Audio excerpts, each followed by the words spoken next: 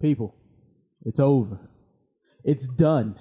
We have vanquished the beast. We have stopped the monsters at our door.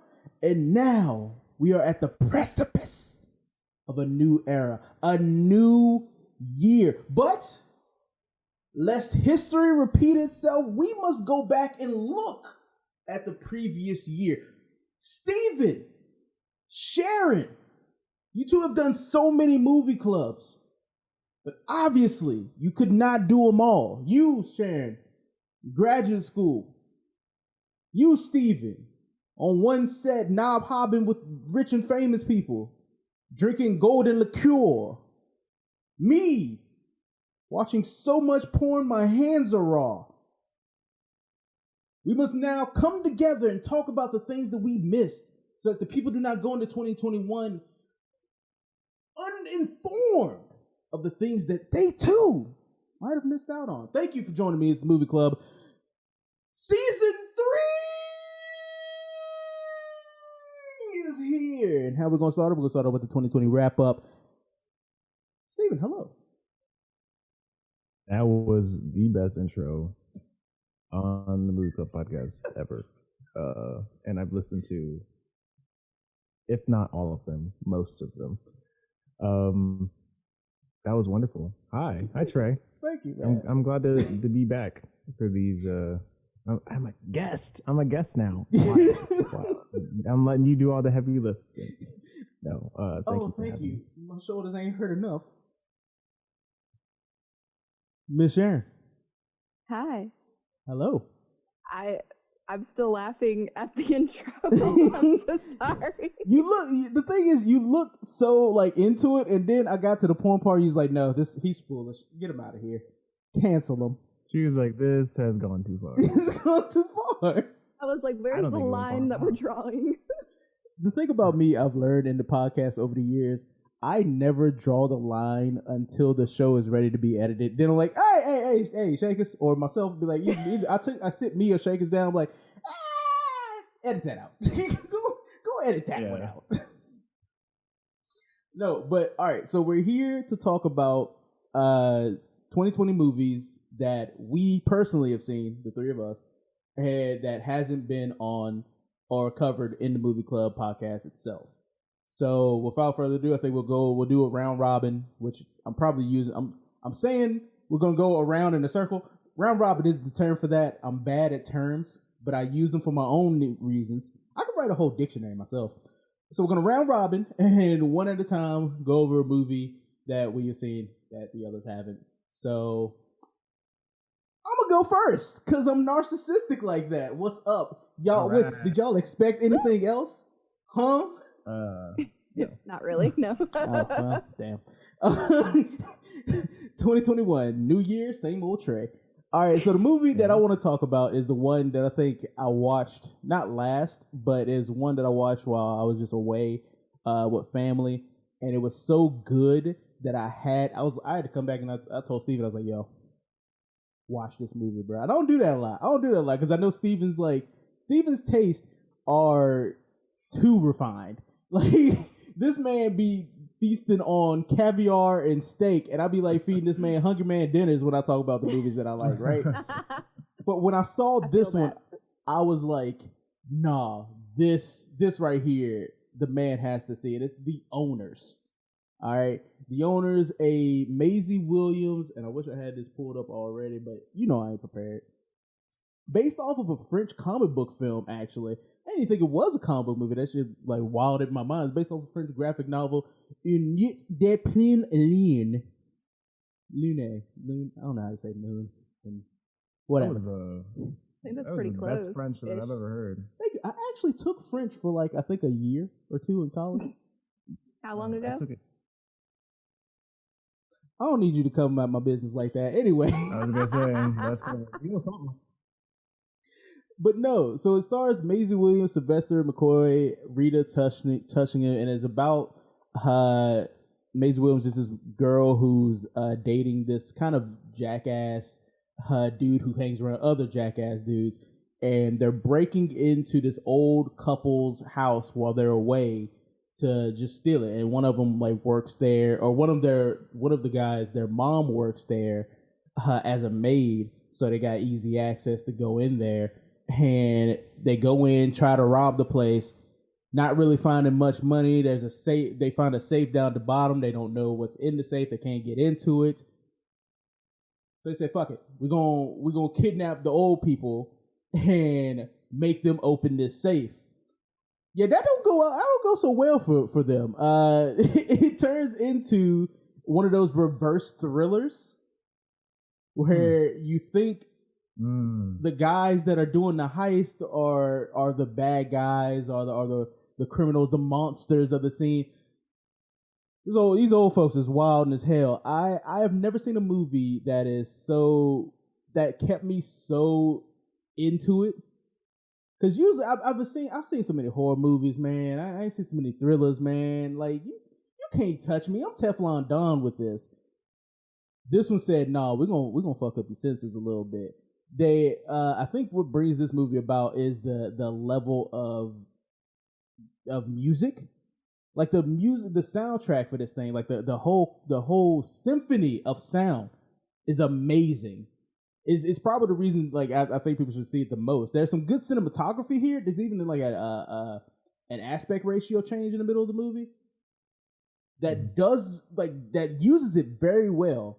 But the music is just what brings this thing out, man. Like I've never heard like music being used so well in a while. Definitely one of those I think like I recommend wholeheartedly to anybody. Wow. You would recommend this movie to anybody? To anybody. Like I feel like that's high praise. I gotta watch this shit. Like, I remember you telling me about it, and I saw it on some streaming service last night, and I was like, "Damn, that's a movie Trae told me to watch." And I then did too, and it's been on my list. Shit, I'm surprised you haven't seen it. It seems like it really does seem like it's right up your alley. Yeah, it's on my list. I'll watch it eventually. Well, fine then. Since it's on your list, since we talking about your list, you go. You present your movie. All right, so my first movie is actually a Netflix South Korean 2020 film. It's called The Call, not to be confused with the American 2021.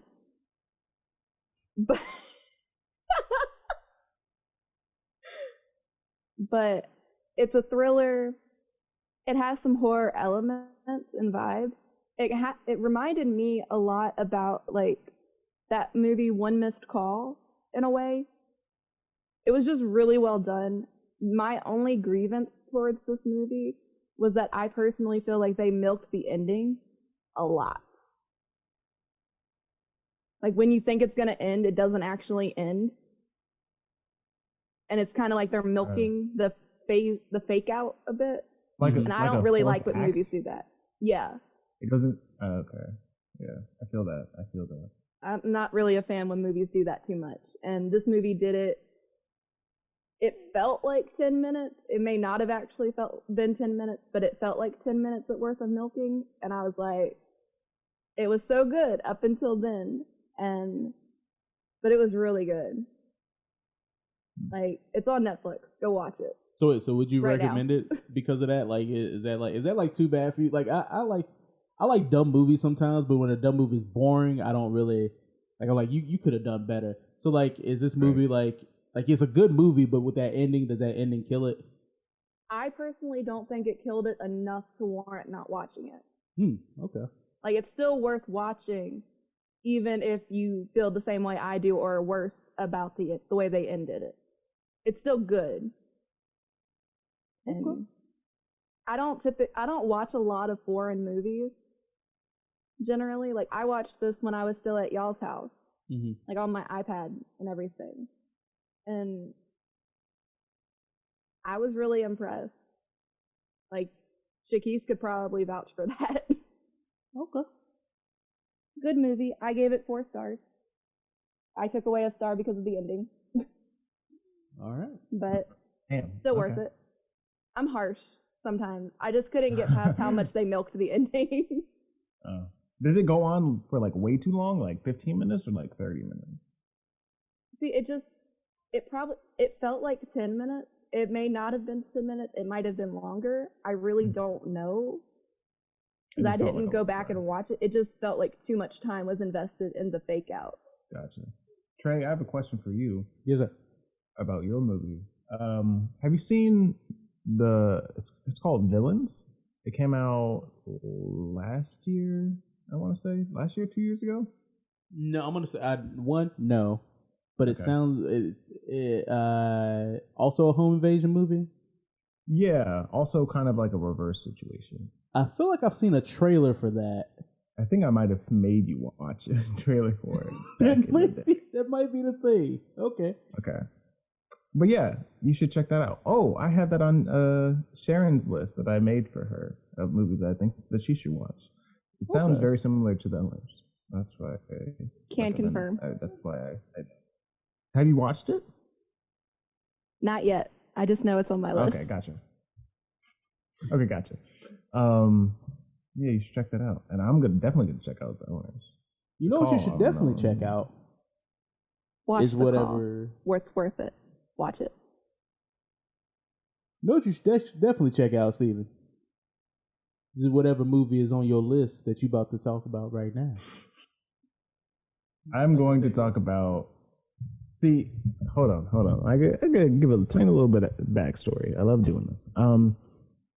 At the end of every year, I speed run through a ton of movies that came out in 2020 or that came out that year, because I'm like, oh my gosh, I haven't seen this movie, or that movie. The year's about to end. I gotta watch more of these movies so I can make a comprehensive ranked list.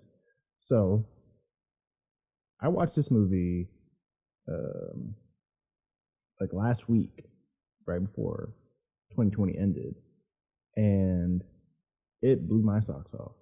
It is the funniest movie that I saw in 2020, and it reminds me a lot of 2019's The Art of Self-Defense, which was another black dark comedy, which with some odd humor, but and some darkness to the situation and the humor, as I said. This movie is called The Kid Detective. It is directed by Evan Morgan. Okay, Trae, I see you've heard of it or you've watched it or something. I've heard of it. I haven't watched it, but I've heard of it. It's on my list. Okay, you should definitely watch it. I think that you would like it. Evan Morgan. He wrote and he was one of the writers on The Dirties and producer of The Dirties. But this is his first movie that he's directed and written by himself, and it has Adam Brody in it. He plays hold on, let me just read this synopsis. A once celebrated kid detective, now 30, continues to solve the same trivial mysteries between hangovers and bouts of self-pity, until a naive client brings him his first adult case to find out who brutally murdered her boyfriend. I haven't seen the trailer or anything like that, so I can't recommend people watch the trailer. But if you do like dark comedies, this is great. I definitely recommend. See, I know from the trailer and hearing your description of it, I think people should watch the trailer because hearing your description, it gives that same synopsis, but it doesn't give away anything else. So you get the tone of what you're getting into, and that tone is really what sold it for me. I was like, okay, this is about to be wild. The tone of this movie is the director did a really great job, and for this being his first movie that he's directed himself, it's quite the feat for him to all of the moving parts, and it's worrisome for me when directors do a mystery movie as their first movie, and this being a mystery comedy is kind of along the lines of it's not as outwardly funny, but Game Night, 2018's Game Night. So if you liked Game Night and you've seen The Art of Self-Defense, which is very much like this movie, for me, and I mean, in the content of the movie, and for me, because I watched the Art of Self-Defense in 2019 at like the last day. But yeah, definitely watch The Good Detective. I will tell you where to find it in a moment. You can, I'm sure that you can rent it anywhere that you can rent or buy movies. It is definitely one to rent if you like dark comedies like Game Night or The Art of Self-Defense. I give it a 10 out of 10. It is my number 3 movie of the year. Oh, snap. That's high praise coming from high Steven. Yeah. Yeah. It was a very, God, it's so good. I can't say enough. Jesus Christ. Okay, well, thank you for presenting your movies. Now for my second one, all right. Man, I don't know, man. 2020 has been crazy, man. All the movies that I want to see has been like pushed back or whatever. So it's kind of like these movies might seem like they're sliding through the cracks, but this one right here surprised me, and I'm not easily surprised. I'm tricky like a fox. I'm foxy like a trick. You know what I'm saying? A trick that knows tricks.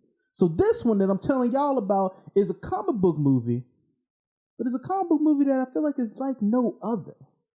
I like to present you 2020's Netflix's original, The Old Guard. Yeah, I see y'all faces out there. I can see the faces of the audience. The audience is out there like, oh my God, he's talking about The Old Guard. That's that Charlize Theron joint. I'm like, yeah, shut your mouth back there, Larry. Anyway, this shit right here, boy. This shit right here is the best comic book action movie I have seen in a while. Mostly because I am starting to really love the star power that Charlize Theron is putting out there. 1, Charlize Theron, badass Furiosa. 2, Charlize Theron, probably the most badass Fast and Furious villain there is. Fuck your Jason Statham's, your whatever the dude was that played his brother in the other movie. I don't even know his name. I don't even care. Charlize Theron was controlling cars. Get out of my face. And now Charlize Theron with healing powers? Yes, give me more. Nah, man.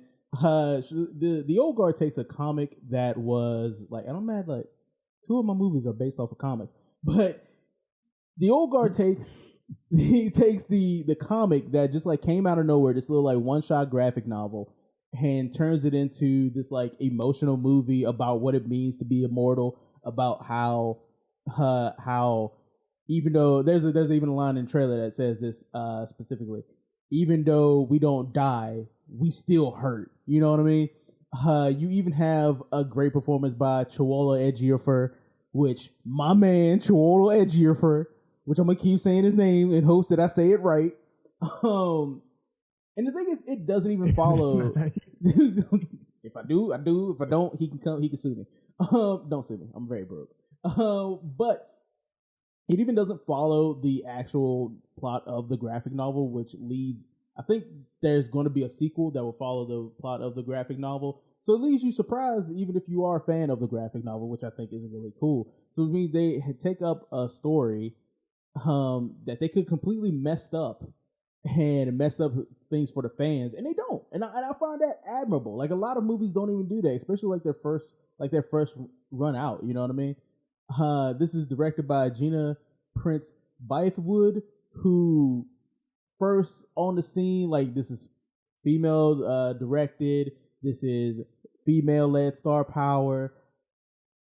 I gotta get into this movie, man. Especially if it's a Netflix movie. Like we've come so far with our streaming movies to not be like, oh, let's look down on this. This ain't like in theater movies, but still, there's still a little stipulation here that streaming movies are a little less than, so everything's kind of like a parsed down version of any given theater movie. So like if it's an action movie, it's like a parsed down version of John Wick. If it's a drama movie, it's a parsed down version of any Oscar bait movie that you'll see coming out of the later part of a year.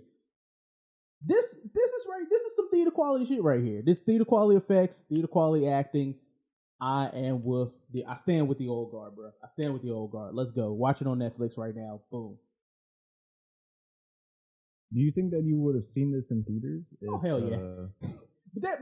But only with the caveat, because I'm biased about like adaptations and stuff like that. If it's an adaptation of a comic book that I know, I'm probably gonna be there day one. So yeah. So you read it?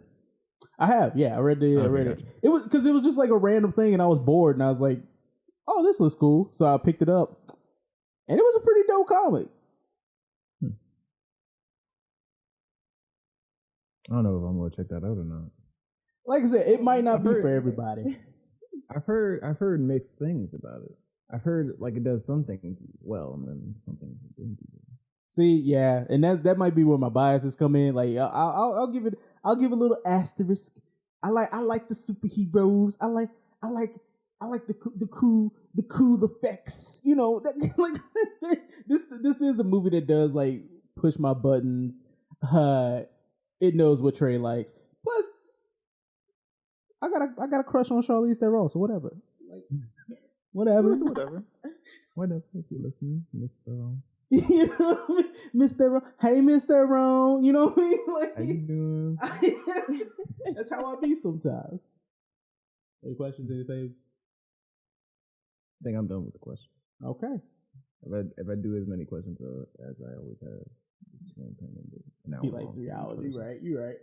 Then Miss Sharon, your next movie, please. All right. My next movie is a comedy horror. It is Scare Me on Shudder. It premiered at the Sundance Film Festival back in January, and then Shudder picked it up early October, if I remember right. Okay. Sorry, I got a pop-up. I did too. Okay, everybody got that same pop-up. Okay, cool. Like what? Like running out of time? I better have all the time I need. Anyway, please continue. I'm sorry. No problem. I'll pull a Steven. Shaquise, cut that out. So, Scare Me was directed, produced, written, and starred in by Josh Rubin. This man is really funny. Like, his acting in this movie is tremendously entertaining. I watched it with my dad, and it has sort of like an anthology type vibe in a way, because they're talking about some different stories, like, because he's trying to get out of writer's block. So he's like a struggling writer or whatever, actor and writer and everything. And it's just really entertaining. Like, I think even my grandpa was entertained because he was watching it in the room with us. Okay, it's a movie that gins with the old folks. I like that. I was gonna say, this is a movie for like the whole some family. of it was just funny. Okay. See, I seen some stuff about that. One, Josh Groban. I know that dude from he's big. He was big in College Humor back in the day. Yes. I I saw his face and I was like, I know him from something. I was about to say he did some stuff for Last Week Tonight, but I think that was another dude from College Humor. But what's College Humor people, man? They out there. But I have They're seen still doing stuff. I've seen the trailer for this, and I definitely wanted to check it out. So you saying this, it's bumping it up on my list. Check it out. Like, it's funny. That's another thing. Like, Shudder coming out of left field with these movies. Like, I'm starting to hear more and more about Shudder. I think you guys covered a couple of Shudder movies. I was gonna say it seems like we at one point most of our movies seem to be Shudder. Yeah. So all I'm hearing is, hey, Shudder, maybe throw some some love over here to Production 1200's face. You know, I'm just saying. Just give us like a 30-day free trial code to give to our fans. I thought for a whole last second, I thought you were going to get that for yourself. And I was like, girl, what you doing? I already paid for it. I'm already out of that. Oh, my bad. You right. She said, I'm just complete. I got Shudder Premium. Can you imagine Sharon's like, oh yeah, speaking of, my code for Shudder is... And she has just do offer code Sharon20. I mean, I can input a code from a YouTuber I follow. No. We don't do that. She gets sponsored by them sometimes. Nope, we don't do that. I think I sent that code to Steven at one point. Nope. What other YouTube? There are no other YouTubers. There's only one YouTube, and that is Production 1200. So put in offer code Sharon20 at your Shudder discount to get 20% off your order. Please, Shudder, please let that work. Maybe if they add in please.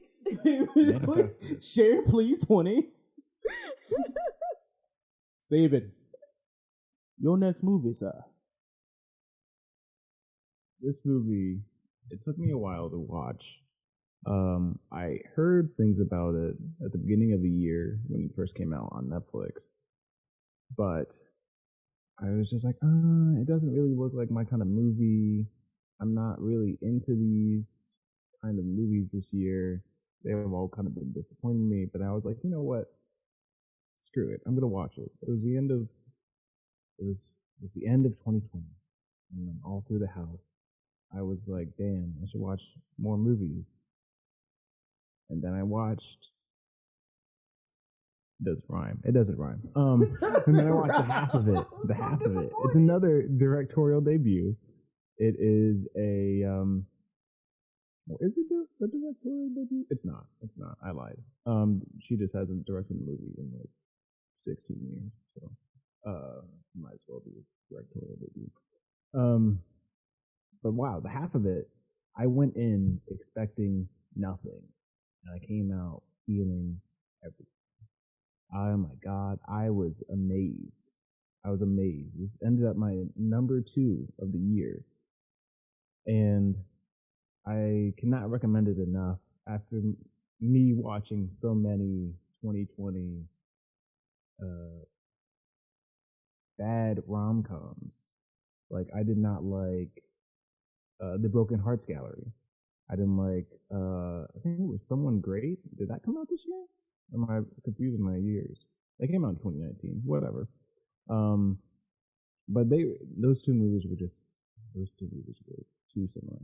But it doesn't. It's a rom-com that it's mainly focused on the romance aspect, and it doesn't dumb down its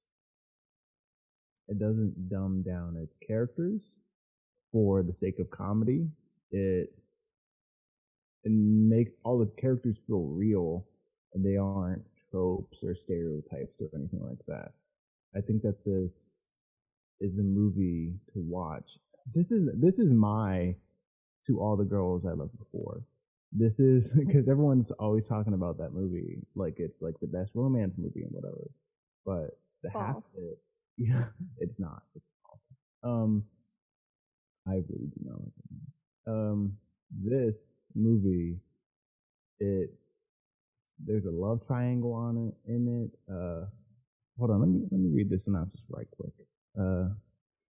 Shy, straight A student Ellie is hired by sweet but inarticulate jock Paul. Okay, maybe okay. From the synopsis. Wait, have you said the name of the movie? Yeah, I said half of it. Oh, I think I was laughing in the middle of that. My bad. Say it again so the people can hear. The name of the movie is The Half of It. It's on Netflix.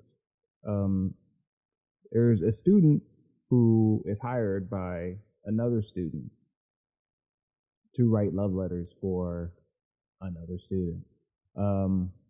And things kind of get messy, but it's also I don't know, it's also very heartfelt and touching, and I felt emotions during this movie. There's a very few movies this year that I watched that I was like, oh my gosh, like my heart was like feeling warm and stuff at the end, and yeah, but this is one of those movies. This is one of like the 5 movies. The half of it, I can't recommend it enough. The 5 sacred movies. The 5. No, this is another one that I've heard of. I saw the trailer for it, and I thought, okay, this looks interesting. So you saying this? Oh man, I got to do my own Steven binge watch of the rest of 2020, and I'm just gonna be sitting here watching these movies. Trae, you got to watch some more movies for the movie club. Nah, man, I got to watch these old movies, bro. What you mean? Yeah. Bump these new movies, son. All right. I guess it's me again. Hello again, old friend. This third movie probably should have been second, but whatever. 2020's been a long year, and I had to go back and find what movies did y'all not talk about, for one thing. Out here talking about all the good movies and shit. This one came out of nowhere. This one is a trailer that if you look at it, you probably wouldn't think much about. This is one of those movies where I think in the latter half of 2020, because of COVID and all that, you start noticing differences in movies, and you wonder, is it because this is an indie movie, or is it because they're following COVID restrictions? Mostly it's probably because it's an indie movie, because a lot of movies that are filming with COVID restrictions haven't even finished production yet. Movie I'm talking about is Save Yourselves. Sci-fi comedy movie starring Sunita Mani and John Paul Reynolds, about a couple who find themselves too into their technology that they're not even talking to each other at night. They're saying phrases while they're on their phone and just kind of half answering each other. So they decide it's time to unplug. It is time to get away from it all. We're gonna go to a friend's cabin up into the woods, which, if you know movies, is always a good idea. Unfortunately, it's not. And there's an alien invasion that happens while they're at the cabin. And honestly,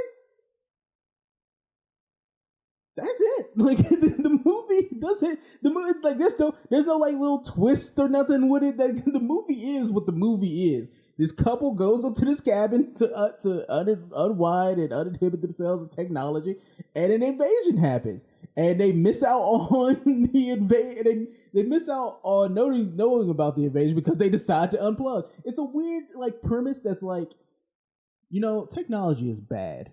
We need to talk to each other, but also when shit hit the fan, you need technology, because if you don't know what the fuck's going on, you can be a little bit in danger. So I think what's most praiseworthy about this movie is, one, you're stuck with these two characters for the longest time. And honestly, they're not boring characters. I love the performance from both of these people. Sunita, I'm starting to get a little crush on her. But her acting is really good. I know, Steven. Like, Steven looking at me like, she's great. She's great. Everything that she's in. I thought you were looking at me like, you need to watch movies for other reasons than the women be fine. Like, I can't help it. No judgment. No, she's amazing. Oh, thank you guys. See, I like the support group I have. I will continue crushing on women I have no chance with. Thank you.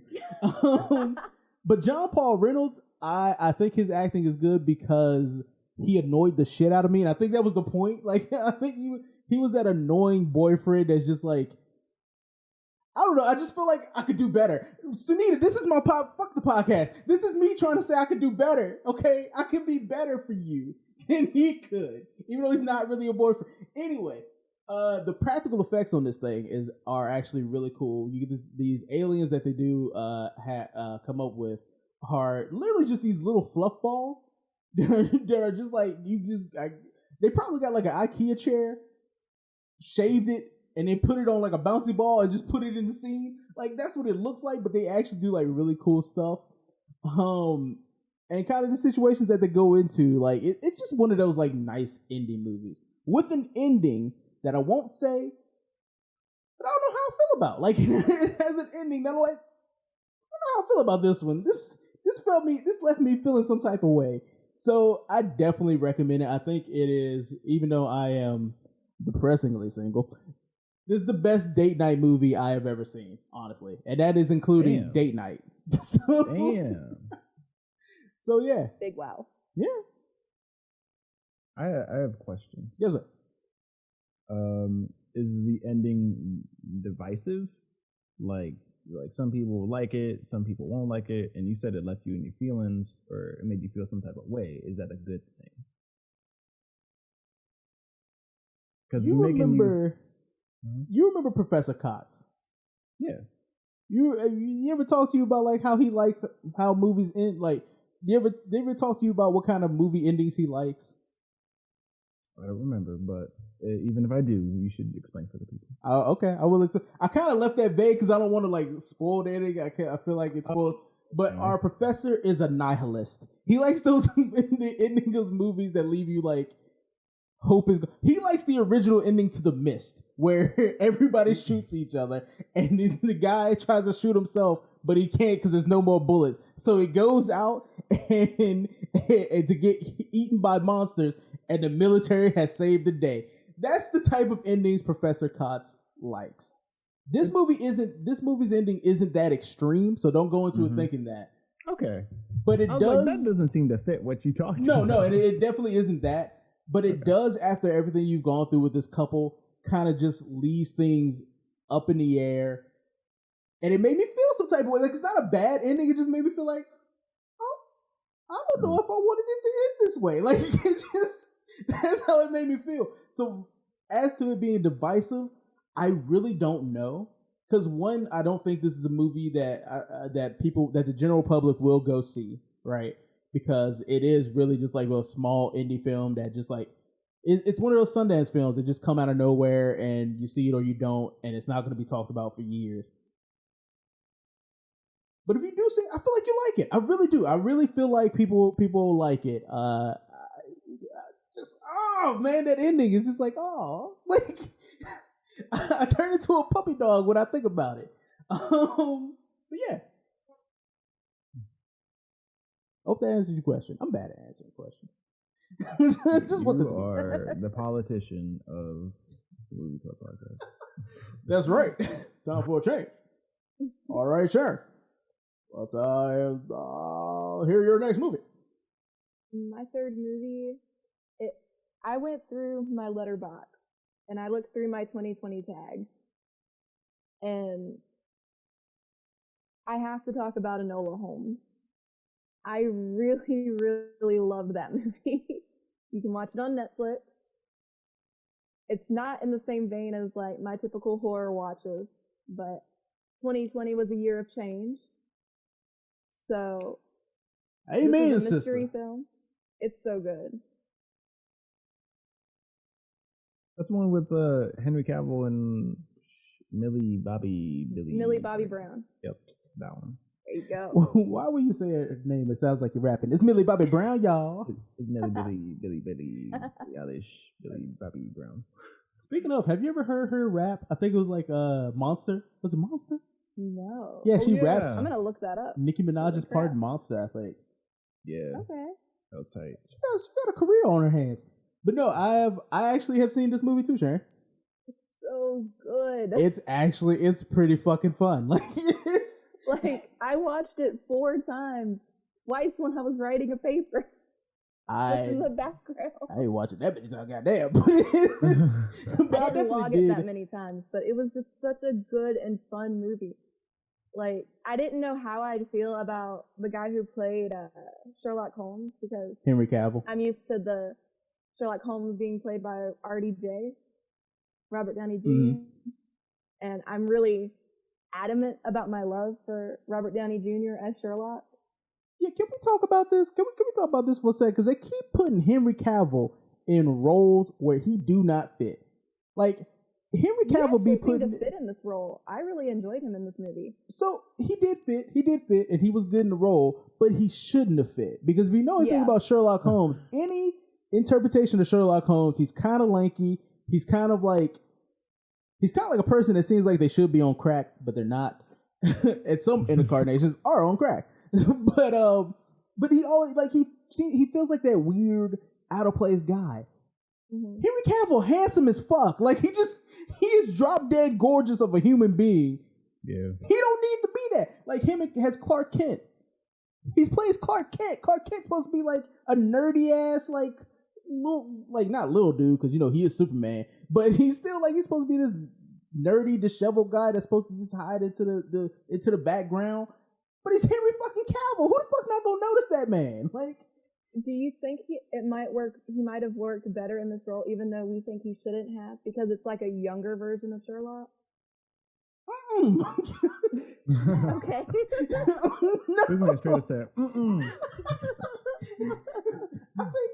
I just wanted to throw that out there.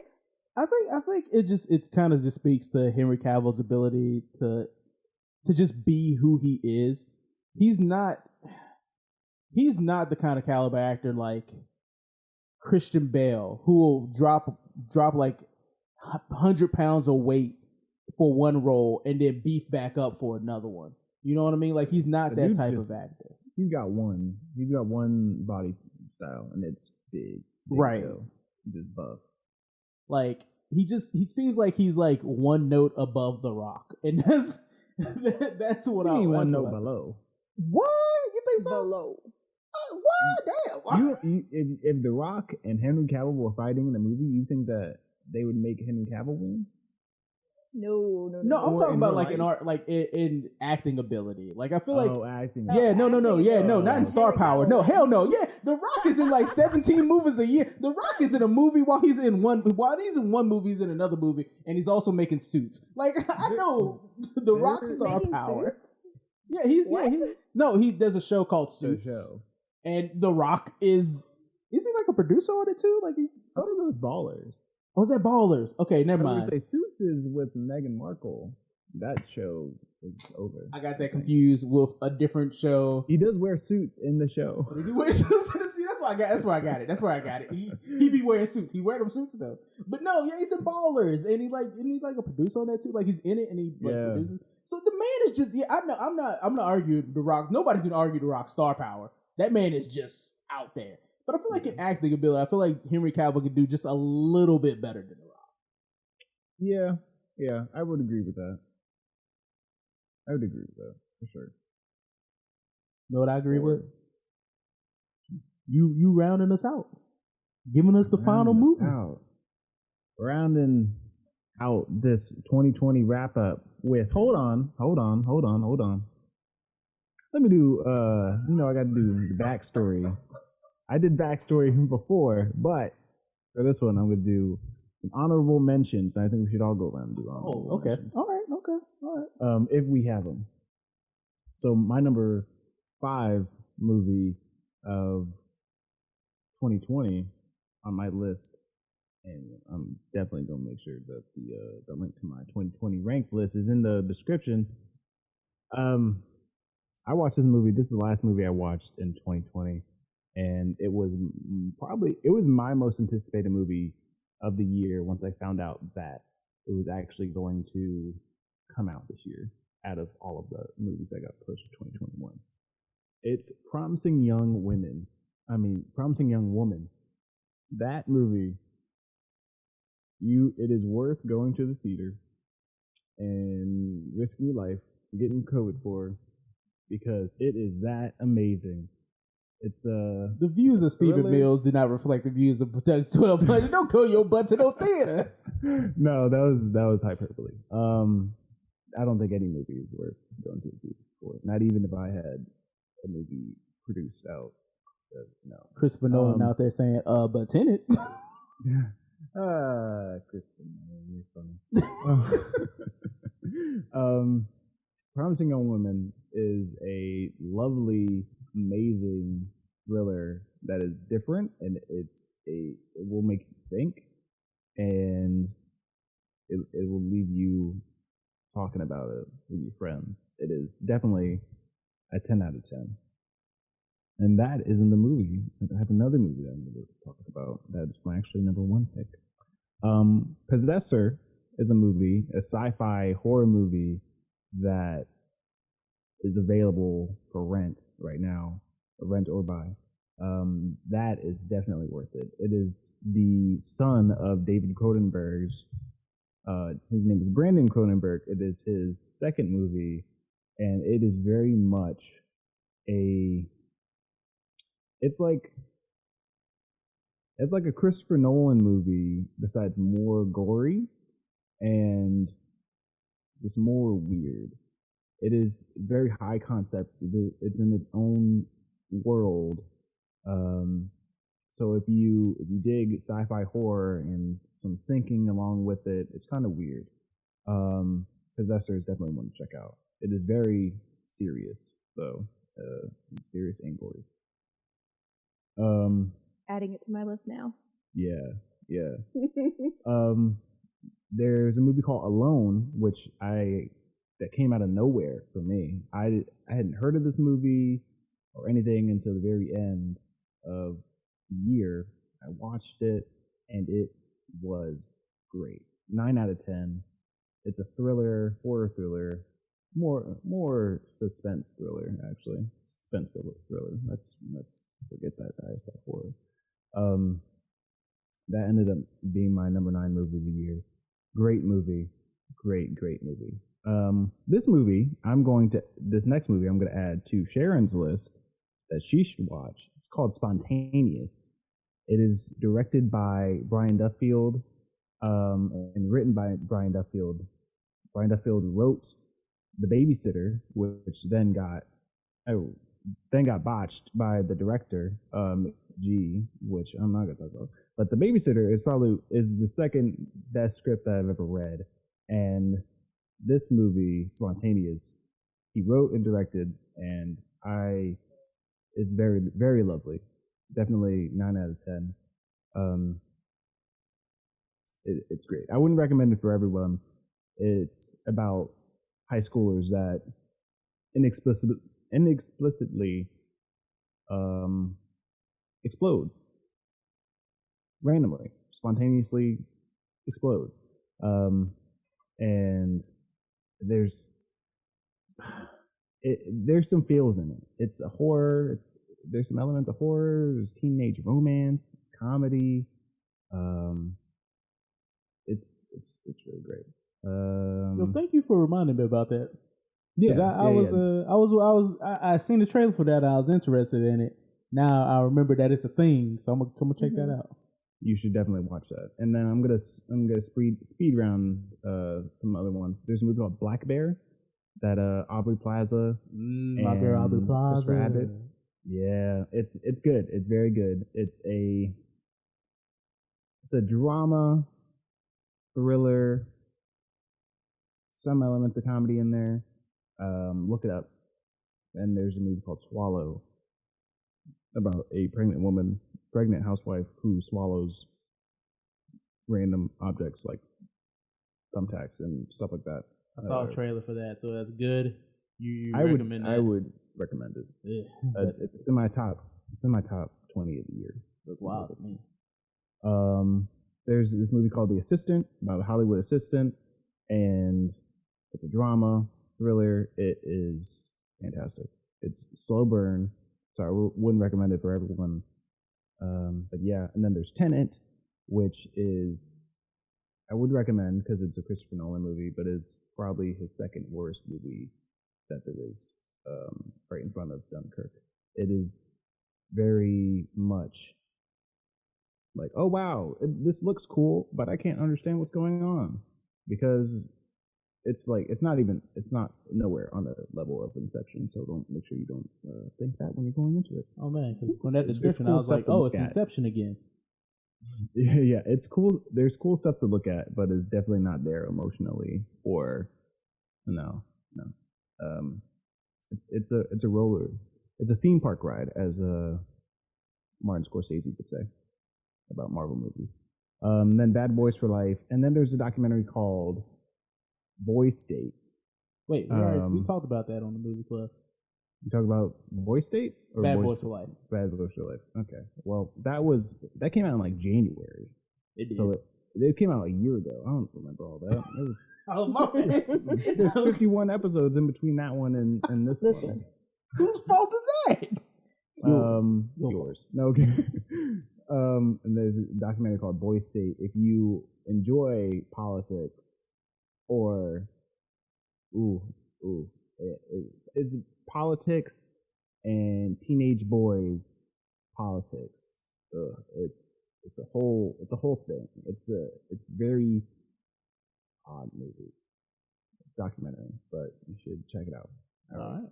I'm done. Okay. So one, Steven, I hate you. Told you I want to keep these shows short. What'd you do? You sneak in 17 other movies. I said 3. We specifically had a conversation before this show. A couple days ago. I said, you cut out the honorable 3. You can cut that shit out. And then we just go into my number 1. I can't stand you. I can't stand you. Sharon, I'm not going to be unfair like that. And since this is already an hour long, fuck it. It's a wrap up. Fine. Make it long. Sharon, you get a few honorable mentions. What would you like to honorable mention? Honorable mentions for me is going to be Bill and Ted Face the Music. I fucking love the Bill and Ted franchise. I have loved it since I was a kid, literally, because I have a vivid memory of my dad and I ordering pizza and getting like one of the Bill and Ted movies with the pizza. I think it was like an old school Pizza Hut deal or something, because that sounds like something Pizza Hut would do. Not wrong. But we still have that DVD to this day, and It's Bill and Ted's Bogus Journey. So it's Okay. not their first movie, it's their second movie. So good. Love the franchise. Watch them all. Watch Bill and Ted Face the Music. It's got one of my favorite actresses, Samara Weaving. Not Margot Robbie. Yes, I know her well. So with that, another movie I feel deserves an honorable mention a little bit is The Babysitter Killer Queens, because I was thoroughly entertained by that movie. And this is I'm Sharon's not last honorably mentioning appearance. it 'cause I think it was great. This is Sharon's last appearance on the movie club. Oh God, that movie was awful. I was entertained. Granted, I was not sober. I was gonna say you were slightly inebriated. I will not lie. I was not sober. How But that could movie you made me laugh be? a lot. That movie. Oh, I don't watch a movie very not sober. I didn't enjoy it either, so that's not saying. I watched that movie sober and got drunk at the end. There was no alcohol involved. I was just drunk by the time I finished watching it. That movie, no. That movie has a sex scene that is visualized by disco dancing and a rocket ship going. That movie's so fucking. And you know what makes me mad is that the first movie I think is good. I think the first movie is a good movie. This one is just out of left field, stupid. Also, King Bash, if you don't stop jigabooing out here, I swear to fucking God. I swear to fucking God. It's one of the reasons why I didn't watch this movie. So bad. Sorry. So angry. That movie, I'm sorry, Shane. That movie just made me angry. Another honorable mention, I feel, this one is for Shakise because Shakise was sad I didn't choose this one to talk about for my 3. But it's A Whisker Away. Really cute little animated anime type movie. It's, let me see. I gave it 4.5 stars. I want to say, yeah, it was on Netflix. It's a Netflix original. Really cute. Basically, main character chick gets a mask. She's able to transform into what the mask is. You could take your guess from the title, or if you look it up from the movie poster. Okay, now it's kind of cool. A giraffe. She turns into Milli Vanilli. Godzilla. No. Eminem. Does Godzilla have whiskers? In some incarnation, maybe. But couple other honorable mentions for me. Y'all killing me. I'm just gonna keep going. Like, I really enjoyed Hubie Halloween. Sorry. Oh, yeah. I really enjoyed Hubie Halloween. It was really stupid funny.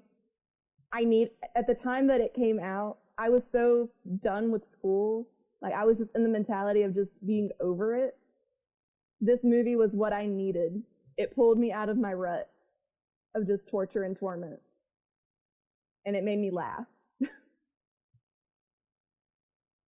That's what grad school does to you, kids. Don't do it. It's a trap. And my last honorable mention that I think is worth mentioning would be Freaky, which was a movie club podcast that Steven and I did not get to do. But I really enjoyed that movie. I watched it twice. There comes a time when this shit becomes so automatic and it's just like Steven records, Shakise edits, I post. Steven records, Shakise edits, I post. Y'all never did do Freaky, did you? No. Because y'all never did I that waited shit. for Steven to like send me like a thing for like a day and time. Y'all are fired. Because I don't know what happened the day that we were supposed to record it. I think you had something come up.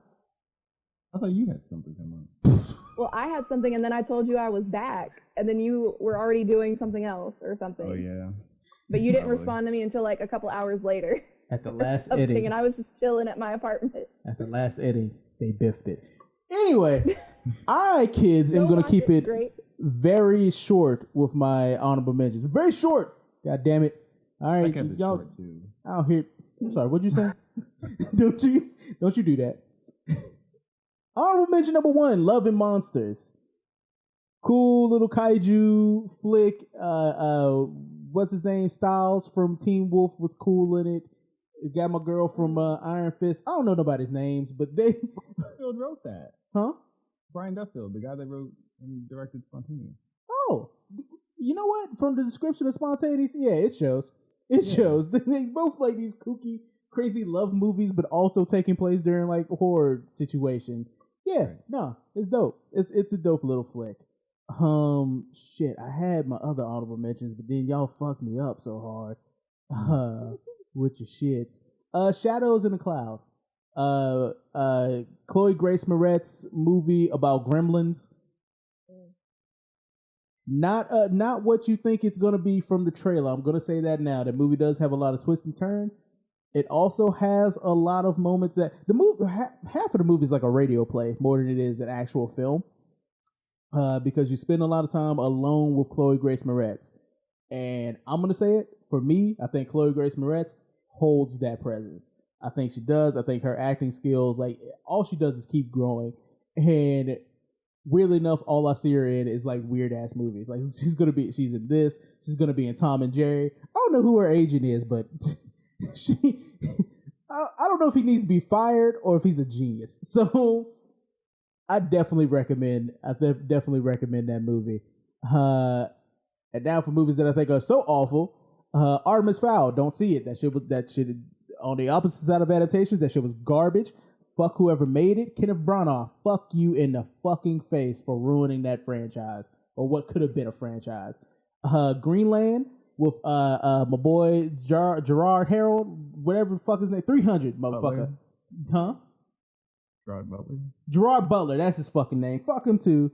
Fuck him and that movie. Also, how you gonna fuck up a Marina Baccarin movie? I love that girl. How you gonna fuck up a Marina Baccarin movie? Greenland is one of the movies that I feel like everybody's gonna love, and I fucking hated it. Fuck that movie. It's stupid. It's dumb. Fuck it. Let's see here. My Spy. It was alright. Honorable mention for most mid movie of the year. Fuck these movies. This one. All right. Like I had to go mid with it. Like this is a mid movie. Also, what's his name? The dude that stars in My Spy. Let me click on this so I can see what his name is, because he's another Rock type where he is just gonna. Batista? Yes, Dave Bautista. I don't know these wrestlers coming out of nowhere with these like charming ass personalities and just charming their way in like 17 movies a year. Him, John Cena, and The Rock. These motherfuckers are just charming their way into people's households. I don't understand it, but it's working. It's fucking working. So that's it. That was my honorable mentions. These are our honorable mentions. This show was an hour long. I hope you loved it. We're gonna bring you more stuff. I didn't do my number one. Wait, what? Did you? What? No, I thought that was Possessor. I didn't. No. Good goddamn, Steven! No. You're gonna have to cut out the honorable mention section. That's gonna be its own separate video. My number one was Sound of Metal. It's on Amazon Prime, Amazon Original. It's about a drummer who begins to lose his hearing, and he comes to grips with his future and might be filled with silence. That's the synopsis. It is very touching. It got my heart pulled on my heartstrings more than any other movie this year. I didn't cry like I did in Onward, but I felt it. I identified with the main character played by Riz Ahmed more than probably any other character that I've seen on screen this year. This is last year my 2019's wave. This movie is fantastic. My number one of the year. Wait, is it a biopic or is this a? No, it's a drama. Okay. It's just a straight up drama, and it's a directorial debut, featured directorial debut. Nice. By the director. Still mad at you, people. That has been our 2020 wrap up of movies that you didn't get to hear about on the Movie Club podcast. And you won't hear about it on Movie Club podcast, but because this show is an hour long and we covered it enough for 15 movies. I don't know how we're gonna edit this down, but maybe it won't be. So if it's not, there you go. This might be. You know what? Just because it's not edited down, this might be 2 weeks worth of Movie Clubs. That's right. It might be 2 weeks, so I can get some time to watch some more movies. Because that's what has to happen There's now. a lot of movies to watch. A lot of movies to watch. We still ain't go through all the crap that went through 2020. People, And there was a lot of crap that came out. let us know what your 2020 wrap ups. What movies did we not cover that you want us to cover, that you want us to talk about, that you want us to crap all over, or love all over? Which ones do you love that you don't think we would? Answer these questions in the comments below on the Facebook, on our Instagram. We have so many places where you can comment these things.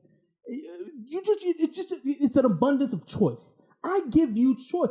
I give it to you, the people. Also, add in the movies of 2020 that you love to hate. For me, it was Scoob, but we already did a movie club on that. Sharon, where can people find you on the internet? Since you want to be interjecting. You can find me on Letterboxd as Sleepy Sharon. Go sleep, Sharon. Steven, I will. where can people find you on the interwebs? You can find me on the internet on Letterboxd at, I almost said LinkedIn. Job us up. Job us up. You can find me on Letterboxd at Vegan Film Snob, because I finally changed my Letterboxd handle yesterday. Bought that pro subscription. Definitely worth it already. He got his stimulus money. He's like, you know what I should spend it on? Letterboxd. That shit was $600 and it was worth it. No, it was $19. For $600 on Letterboxd, you can make movies. Is what? Vegan Film Snob. Wait, does that mean I have to go back and change every single damn movie club description? I thought about that. And you didn't think to not do it? No, I've been wanting to do. I've talked about this ever since On several movies. I got. See, this is why you should listen to the Movie Club podcast episodes that Sharon and I did. Oh, matter? It don't matter. I still gotta go back and do it. There was one that I think that my last phrase that I said on a movie club was a direct jab at you, and I was really hoping that you would listen to it. Damn it, y'all gonna make me go back and listen to our podcast. You gotta watch it. You gotta listen. This is part of the 2020 wrap up. Anyway, yeah, you can find me on Letterboxd, Vegan Film Snob. Now Trae is gonna have to watch all the movies that we talked about and listen to all the movie clubs that he didn't listen to already. Just to go back and change his name and find the shit that Sharon was talking about me. Yeah, exactly. I hate y'all. Y'all were the worst. You're both fired. Listen, at least I wasn't in a bunch of movie clubs. You were in quite a few. Yeah, I was gonna say you were. Wait, what you mean you weren't in a bunch? You were in a bunch. I was in a handful. What is a bunch? You were more. You were more my guest than anyone else. So. You were in more movie clubs than I've hosted. That's all I'm gonna say. People, you can find me on the internet. King Price for Life. I almost said Captain Black. The man with the name so nice you can say it twice. We on iTunes, man. If for real, if you like this, man, like rate and review for real. Like if you did, if you know what, I'm gonna do something new. Tell me if you didn't like it. Tell me if you didn't like it. I want to know. I want to hear your opinion. I want to hear your truthful opinion. Plus, people love being negative on the internet. So give me some of that negativity. Show me your real feelings. You know what I mean? Bring it on. Steve is like, yo, bring it on. Sharon's like, yo, bring it on. They ready to fight y'all. Let's go. Give us the 2020 of reviews. Please do. I really want y'all to. It's also on wherever other podcasts are listened to. So, you know, rate us, review us there so that we can be seen at the top. That is it. Until the next extremely long podcast. Don't worry, I won't be on there. Goodbye. Thank you for listening to the podcast. Make sure that you check out the other shows that we have on the Facebook, the other main podcast that comes out every other Tuesday. Make sure you leave a like, share it with your friends and your family. Go check out our YouTube where we have content from other Production 1200 works. And make sure you follow us on the Instagram. We post sometimes there. We'll do more. We'll try. Maybe. Like us on iTunes podcast, rate and review. Give us them 5 stars. And we'll see you next time.